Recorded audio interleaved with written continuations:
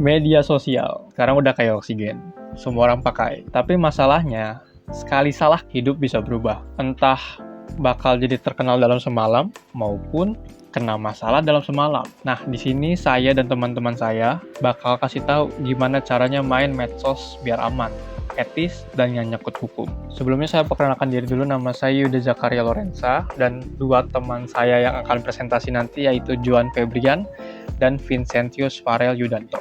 Media sosial itu bagaikan pedang bermata dua. Di satu sisi peluangnya sangat besar, bisa untuk bisnis, hiburan, ekspresi diri, dan lain-lain. Tapi di sisi lain, ada racunnya juga. Seperti yang kalian tahu, semua itu ada positif dan negatifnya.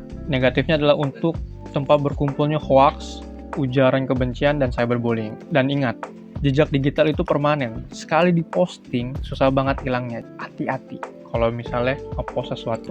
Etika digital. Sebelum kita ngomongin hukumnya dulu, kita ngomongin etikanya dulu. Etika digital itu ibarat kompas moral kita di dunia online.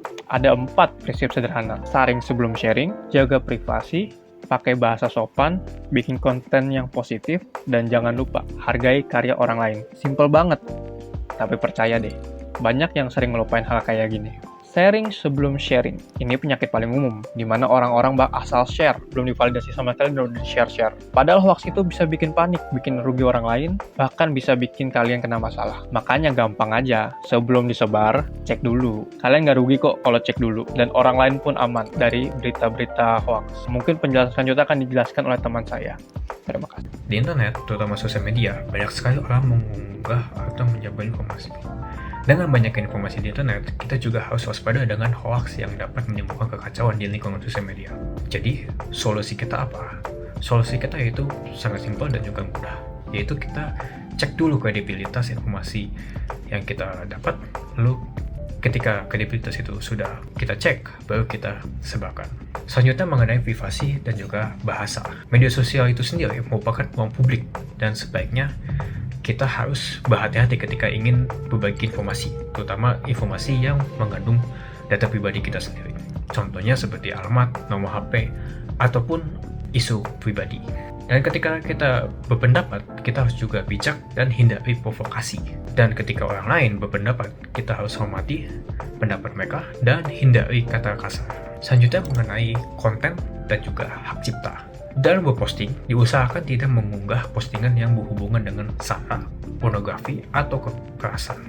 Selanjutnya, kita mengunggah suatu berita atau informasi, dipastikan selalu mengutip sumber yang kita ambil. Dan terakhir, yaitu dipastikan semua konten atau postingan yang kita hasilkan atau kita buat, itu merupakan konten hasil dari kreativitas kita sendiri dan tidak mencuri dari orang lain. Selanjutnya mengenai undang-undang ITE yang berlaku di Indonesia. Sebenarnya UU ITE ini banyak banget peraturannya, tetapi saya akan menjelaskan 3 hukum utama ketika kita bersosial media agar para pengguna sosial media sadar dengan UU tersebut. UU itu yaitu pasal 27A mengenai pencemaran nama baik, pasal 28 ayat 2 ujaran kebencian seperti sara dan lain-lain, pasal 28 ayat 3 yaitu mengenai hoax, penyebab kerusuhan.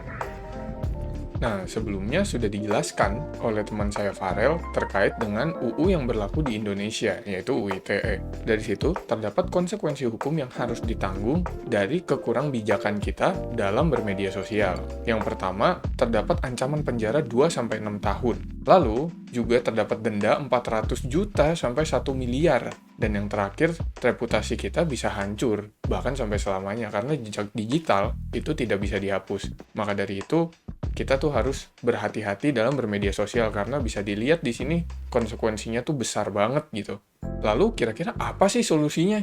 Nah, menurut kami, literasi digital dan hashtag siberkreasi. Isinya tuh apa aja? Pertama, hukum aja nggak cukup. Perlu edukasi. Mengapa? Ya, biar kita paham apa isi hukum tersebut dan bagaimana cara kita menjalankannya tetap secara fun gitu. Lalu, terdapat 4 pilar literasi digital. Yang pertama itu ada skills, culture, ethics, dan safety. Tujuannya adalah untuk bersama-sama menjadikan warganet cerdas dan bertanggung jawab akan semua hal yang kita lakukan di sosial media. Dan yang terakhir dan yang paling penting adalah think sebelum posting. Jadi kita bisa mulai untuk bijak dalam bersosial media, mulai dari think sebelum posting. Lalu kesimpulannya apa aja sih? Yang pertama, media sosial itu bisa menjadi peluang, tapi juga bisa menjadi risiko. Itu bisa menjadi pedang bermata dua. Lalu yang kedua, etika jadi kompas yang bisa mengarahkan kita dalam bersosial media yang bijak namun tetap fun. Dan hukum itu bisa jadi pagar yang membatasi kita norma-norma apa saja yang tidak boleh kita lewatin.